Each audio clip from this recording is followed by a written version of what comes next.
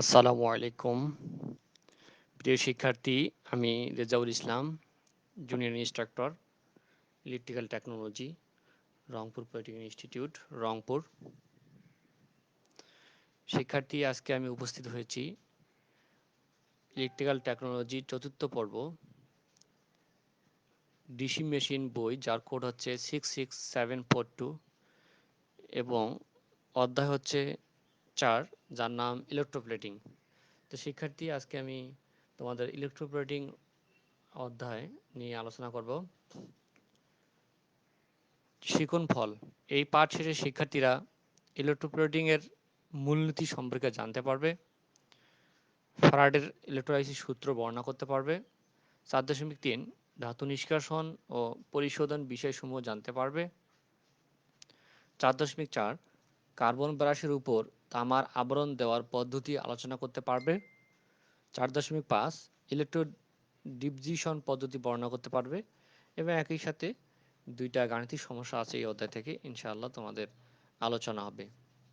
তো শিক্ষার্থী, শুরুতেই 4.1 ইলেকট্রোপ্লেটিং এর মূলনীতি অথবা প্রিন্সিপাল অফ ইলেকট্রোপ্লেটিং।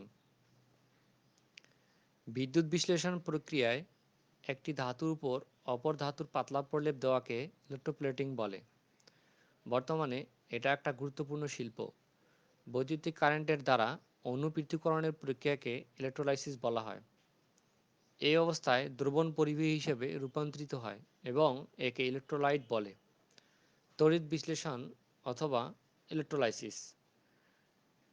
কোনো ধাতুর অ্যাসিড লবণ বা ক্ষার জাতীয় দ্রবণ অথবা অ্যাসিড মিশ্রিত পানিতে বিদ্যুৎ প্রবাহিত করলে দ্রবণের অণুগুলো বিভক্ত হয়ে অ্যানোড এবং ক্যাথোডে জমা হয়। এভাবে বিদ্যুৎ প্রবাহের মাধ্যমে কোনো দ্রবণের অণুগুলোকে বিভক্ত করার পদ্ধতিকে ইলেকট্রোলাইসিস বলে। আশা করি ইলেকট্রোপ্লেটিং এবং ইলেকট্রোলাইসিস কি তোমরা বুঝতে পেরেছ। 4.2 ফ্যারাডে ইলেকট্রোলাইসিস সূত্র অথবা Faraday's law of electrolysis. Electrolysis এর ক্ষেত্রে ফ্যারাডের সূত্র ইলেকট্রোলাইসিস প্রক্রিয়ায় ক্যাথোড অ্যানোড কী পরিমাণ তথ্য জমা হবে তা নিম্নলিখিত দুটি সূত্রের সাহায্যে নির্ণয় করা যায়। বিখ্যাত বিজ্ঞানী মাইকেল ফ্যারাডে সূত্র দুটি আবিষ্কার করেন। প্রথম সূত্র, ইলেকট্রোলাইসিস প্রক্রিয়ায় ইলেকট্রোডের উপর জমা হওয়া পদার্থের পরিমাণ দ্রবণ বা ইলেকট্রোডের ভেতর দিয়ে প্রবাহিত বিদ্যুতের পরিমাণের সমানুপাতিক, অর্থাৎ এম সমানুপাতিক কিউ অথবা এম সমানুপাতিক আইটি। আমরা জানি কিউ সমান আইটি, অতএব এম সমানুপাতিক উঠাই দিয়ে যদি আমরা সমানচিহ্ন লিখি তাহলে এখানে একটা ধ্রুবক দিতে হয়। তো এই ধ্রুবকটা আমরা জেড ইউজ করেছি, তাহলে অতএব এম সমান জেড আইটি। আশা করি বুঝতে পেরেছ। এখানে এম সমান ইলেকট্রোডের জমা হওয়া পদার্থের পরিমাণ, যার একক হচ্ছে গ্রাম। কিউ হচ্ছে বিদ্যুতের বা চার্জের পরিমাণ, যার একক হচ্ছে কুলম্ব। আই প্রবাহিত কারেন্ট, যার একক হচ্ছে এম্পিয়ার। টি কারেন্ট প্রবাহের সময়, যার একক সেকেন্ড। এবং জেড হচ্ছে পদার্থের তড়িৎ রাসায়নিক সমতুল্য।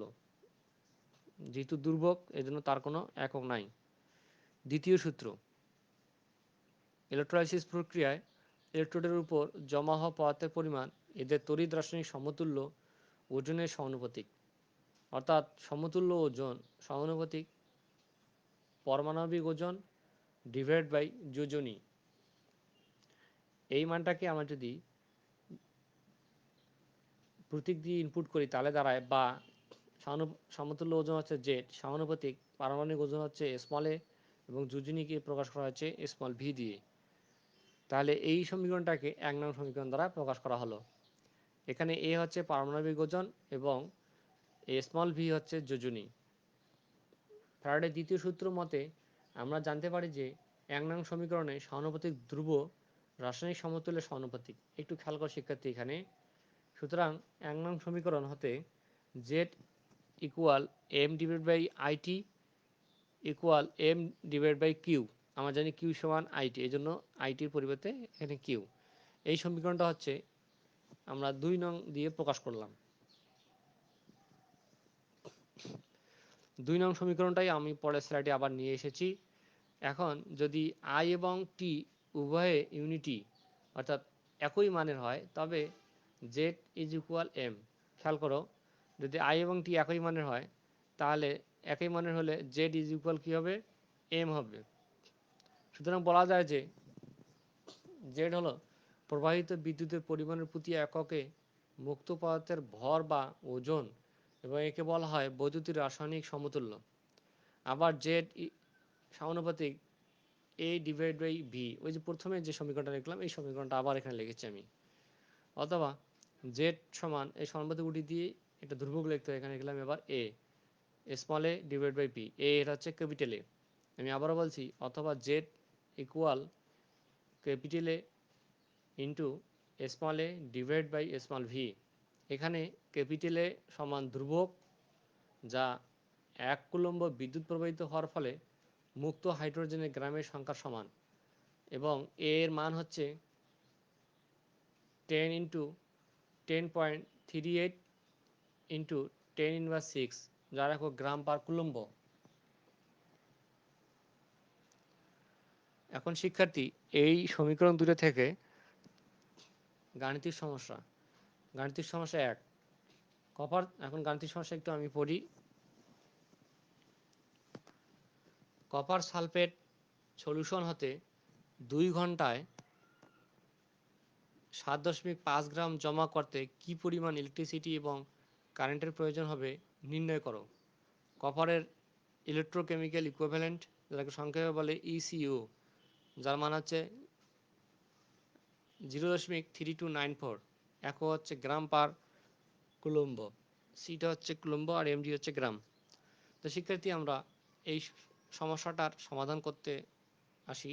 সমাধান, এখানে কিছু মান দেওয়া আছে, মানগুলো আমরা ইনপুট করলাম। দেওয়া আছে টি ইজ ইকুয়াল 2 আওয়ার্স, এই যে বলা আছে 2 ঘন্টায়। তো 2 আওয়ার্সকে আমরা সেকেন্ডে নিয়ে আসবো। তা আমরা জানি 2 আওয়ার্সকে যদি আমরা 60 দ্বারা গুণ করি তাহলে মিনিট হবে, আবার মিনিটকে যদি 60 দ্বারা গুণ করতে সেকেন্ড হবে। এখানে ক্যালকুলেশন করলে হয় 7200 সেকেন্ড। এবং দেওয়া আছে এম সমান, এটি খেয়াল করে এত গ্রাম জমা হয়, তাহলে এটা হচ্ছে এম, এম সমান 7.5 গ্রাম। এবং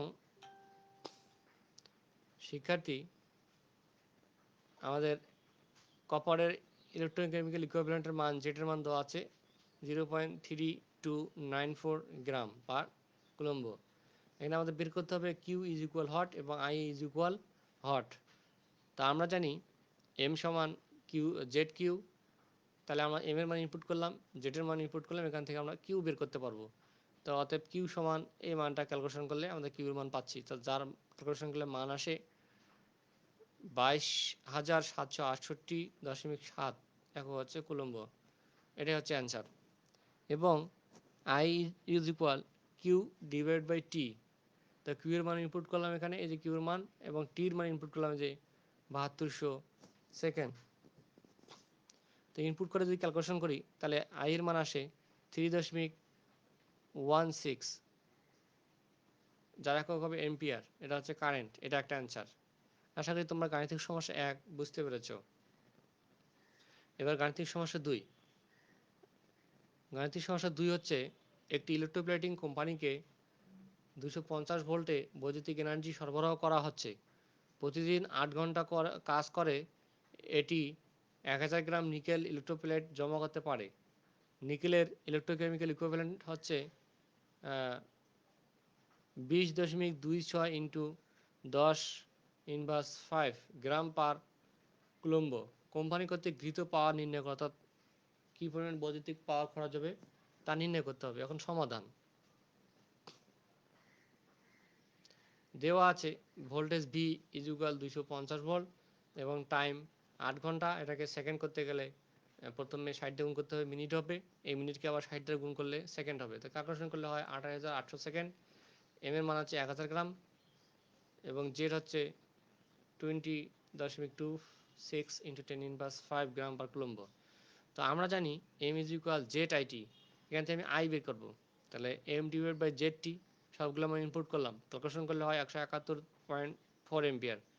এখন আমরা ভোল্টেজের মান আগেই দেওয়া আছে, কারেন্টের মান পেলাম, তাহলে গৃহীত পাওয়ার পাবো। তাহলে গৃহীত পাওয়ার পি সমান ভিআই, তাহলে ভির মান ইনপুট করলাম 250 এবং আই এর মান ইনপুট করলাম 171.4, ক্যালকুলেশন করলে হয় 42,850। এটা হবে ওয়াট। এই ওয়াটকে 1000 দ্বারা গুণ করে, সরি 1000 দ্বারা ভাগ করলে হয় 42.850, যার একক হচ্ছে কিলোওয়াট। এটাই হচ্ছে পাওয়ারের কি পরিমাণ পাওয়ার খরচ হচ্ছে তার মান। আশা করি তোমরা গাণিতিক সমস্যা 1 এবং গাণিতিক সমস্যা 2 বুঝতে পেরেছো। এবার 4.3 ধাতু নিষ্কাশন ও পরিশোধন, অর্থাৎ process of extraction and refilling of metals. সাধারণত দুটি উপায়ে ধাতু নিষ্কাশন করা হয়, যথা এক, আকরিককে শক্তিশালী অ্যাসিডের সাথে বিক্রিয়া করে লবণ উৎপাদন করা হয় এবং এ পর্যায়ে উৎপন্ন লবণের দ্রবণকে ইলেকট্রোলাইজ করে ধাতু নিষ্কাশন করা হয়। 2, যখন আকরিক সমূহকে গলিত অবস্থায় পাওয়া যায় তখন ফার্নেসে ইলেকট্রোলাইজ করে ধাতু নিষ্কাশন করা হয়। নিচে কয়েকটি পদ্ধতি আলোচনা করা হলো। প্রথম পদ্ধতি হচ্ছে জিঙ্ক নিষ্কাশন পদ্ধতি। জিঙ্ক আকরিককে ঘন সালফিউরিক অ্যাসিডের সাথে পরিচালনা করা হয় এবং ফার্নেসে গরম করে এবং অন্য পদ্ধতি চালনা করে অপদ্রব্য দূর করা হয়। এ পর্যায়ে জিঙ্ক সালফেট দ্রবণ ইলেকট্রোলাইজড হয়ে যায়। সীসা দ্বারা আবৃত কাঠের বক্সে এই বিক্রিয়া করানো হয় এবং লিড অ্যানোড ও অ্যালুমিনিয়াম ক্যাথোড হিসেবে কাজ করে।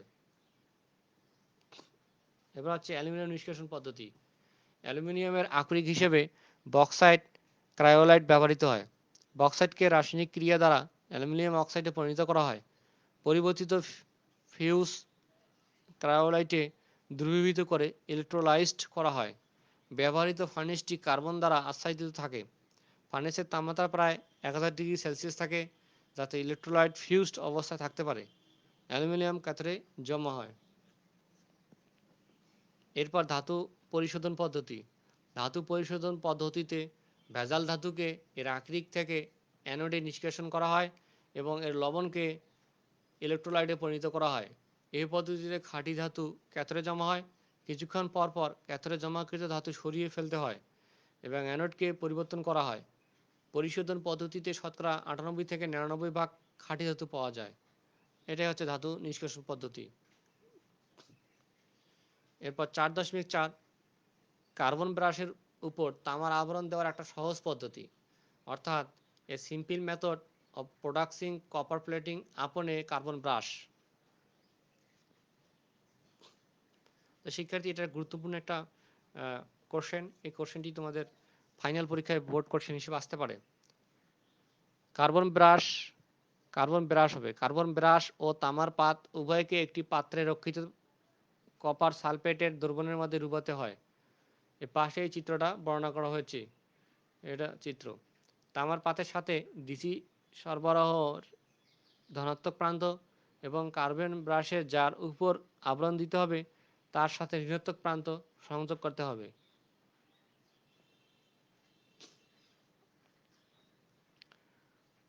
যখন দ্রবণের ভিতর দিয়ে ডিসি কারেন্ট প্রবাহিত হয় তখন এটা ঋণাত্মক, ধনাত্মক তামার আয়ন ও ঋণাত্মক সালফেট আয়নে বিভক্ত হয়।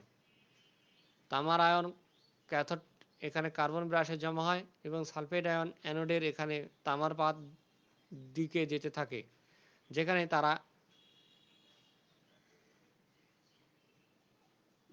তারা পানির হাইড্রোজেনের সাথে মিশে সালফিউরিক অ্যাসিডে পরিণত হয়। এখানে পানি হবে কি। এখন বিক্রিয়াটা একটু খেয়াল করো। কপার সালফেট যদি থাকে তো কপার সালফেট বিয়োজিত হয়ে কপার আয়ন এবং সালফেট আয়নে পরিণত হয়।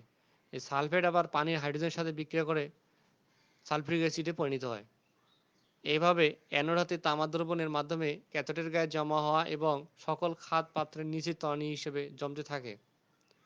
এখানে একটা বিষয় লক্ষণীয় যে কার্বন ব্রাশের যে অংশ দ্রবণের মধ্যে নিমজ্জিত থাকবে শুধুমাত্র সেই অংশেই তামার আবরণ পড়বে। কার্বন ব্রাশে তামার আবরণ পড়বে তা কারেন্টের ঘনত্বের উপর নির্ভর করে। তো শিক্ষার্থী, কার্বন ব্রাশের উপর তামার আবরণ দেওয়ার একটা সহজ পদ্ধতির ভিডিও ফুটেজ তুলে ধরা হলো, যাতে তোমাদের আরো ক্লিয়ার হয়।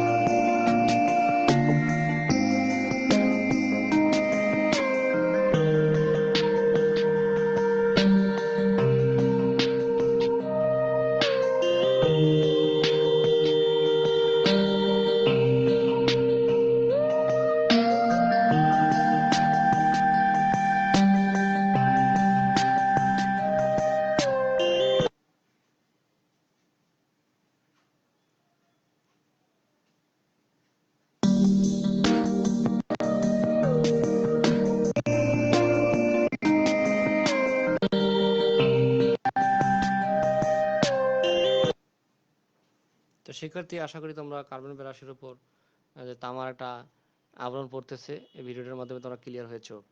এবারে 4.5 ইলেকট্রো ডিপজিশন পদ্ধতি অর্থাৎ ইলেকট্রো ডিপজিশন মেথড। ইলেকট্রোপ্লেটিংয়ের পরিবর্তে ইলেকট্রোপ্লেটিংয়ের পদ্ধতিতে একটি ধাতব বস্তুকে অপর একটি ধাতুর প্রলেপ দেওয়া হয়। যে সকল বিষয়ের উপর ডিপজেটেড বস্তু ও বাহ্যিক অবস্থা নির্ভর করে তা হলো 1 নম্বর কারেন্ট ডেনসিটি, 2 ইলেকট্রোলাইটের কনসেন্ট্রেশন যেটাকে ইংলিশে বলে ইলেকট্রোলাইট কনস্ট্রাকশন, 3 তাপমাত্রা বা টেম্পারেচার, 4 যকৃত এজেন্ট অথবা এজেন্ট, ইলেকট্রোলাইটের প্রকৃতি অথবা নেচার অফ ইলেকট্রোলাইট, প্রয়োগকৃত ইলেকট্রোলাইটের শক্তি অথবা power of the throwing electrolyte, 7 যে বস্তুর উপর ডিপজিট করা হবে তার প্রকৃতি অথবা nature of the metal on which the deposit is to top made. তো শিক্ষার্থী, ডিপোজিশনের উদ্দেশ্য, ডিপোজিশনের 6টা উদ্দেশ্য তুলে ধরা হয়েছে। 1 আকরিক থেকে ধাতু সংগ্রহ করার জন্য, 2 পদার্থের সৌন্দর্য ও স্থায়িত্ব বৃদ্ধির জন্য, 3 ধাতব দ্রব্যাদি পুনর্গঠন ও মেরামতের জন্য, 4 মরিচা রোধ করার জন্য, 5 সাজসজ্জা করার জন্য, 6 ম্যানুফ্যাকচারিং অপারেশনের জন্য। এ পর্যায়ে ডিপোজিশন পদ্ধতি কিভাবে ডিপোজিশন করা হয়। যে বস্তুকে ইলেকট্রোপ্লেটেড করতে হবে তাকে সম্পূর্ণ পরিষ্কার, মসৃণ এবং আঠালোতা থেকে মুক্ত করার পর ক্যাথোড সংযোগ করা হয়। যে পাত্রে করা হবে তাকে ভোল্টাইক সেল বলে। পাত্রটি অ্যানোড নামে পরিচিত। এতে ইলেকট্রোলাইট থাকে। বস্তুটির চারপাশে ইলেকট্রোপ্লেটিং পেতে হলে বস্তুরও চারিপাশে যথাযথ অ্যানোড থাকতে হবে অথবা বস্তুটিকে সময় স্পিডে ঘোরাতে হবে। ইলেকট্রোপ্লেটিংয়ে অল্প মাত্রায় ডিসি প্রয়োগ করা হয়। তাছাড়া বিভিন্ন বস্তুর কারেন্ট ডেনসিটি বিভিন্ন রকম। বস্তুটি ভালো মতো পরিষ্কার, মসৃণ ও আঠালোতা মুক্ত না করলে এর উপরে আবরণ উঠে আসতে পারে। এবার ইলেকট্রোপ্লেটিংয়ে ইলেকট্রোলাইটিক পদ্ধতির জন্য পাওয়ার সরবরাহ অর্থাৎ power supply for electrolytic process adapted in electroplating. এই পদ্ধতিতে খুব অল্প মাত্রার ডিসি ভোল্টেজ প্রয়োগ এই পদ্ধতিতে খুব অল্প মাত্রার ডিসি ভোল্টেজ ব্যবহৃত হয়। এর জন্য সাধারণত 100 থেকে 200 এম্পিয়ার এবং 10 থেকে 12 ভোল্ট ডিসি প্রয়োগ করা হয়। এ কাজে পাওয়ার সরবরাহের জন্য মোটর জেনারেটর সেট অথবা কপার অক্সাইড রেকটিফায়ার সার্কিট ব্যবহৃত হয়। মোটর জেনারেটর সেটের চেয়ে কপার অক্সাইড রেকটিফায়ার বেশি ব্যবহৃত হয় কারণ এর রক্ষণাবেক্ষণ খরচ কম, কম জায়গা লাগে এবং দক্ষতা বেশি। শিক্ষার্থী, তোমাদের চতুর্থ অধ্যায় ইলেকট্রোপ্লেটিং নিয়ে আজকে এ পর্যন্তই। এখন তোমাদের বাড়ির কাজ। 1 ফ্যারাডের ইলেকট্রোলাইসিস সূত্রগুলো লিখো। 2 কার্বন ব্রাশের উপর কপার ইলেকট্রোপ্লেটিং পদ্ধতি চিত্রসহ বর্ণনা করো। 3 ধাতু নিষ্কাশন ও পরিশোধন কিভাবে করা হয় লেখো। এবং সর্বশেষ 4 ডিপজিশন পদ্ধতি বর্ণনা করো। তো শিক্ষার্থী, তোমাদের এই অধ্যায় থেকে 1 থেকে 4টা বাড়ির কাজ দেওয়া হয়েছে। একই সাথে তোমাদের আরও একটা গাণিতিক সমস্যা আছে। 3টার মধ্যে আমি 2টা আলোচনা করলাম, আরও একটা বাকি আছে। তোমরা এই গাণিতিক সমস্যাটিও করবে, এটাও তোমাদের বাড়ির কাজ। শিক্ষার্থী, এই ভিডিওটি পুনরায় দেখতে দক্ষতা বাতায়ন বা www.skills.gov.bd ভিজিট করুন। তো শিক্ষার্থী, তোমাদেরকে সবাইকে ধন্যবাদ। তোমরা যে যেখানে আছো সুস্থ থাকো এই কামনা করি। তোমাদের পড়াশোনা কন্টিনিউ করো এই উপদেশ দিয়ে আজকে আমি বিদায় নিচ্ছি। আসসালামু আলাইকুম।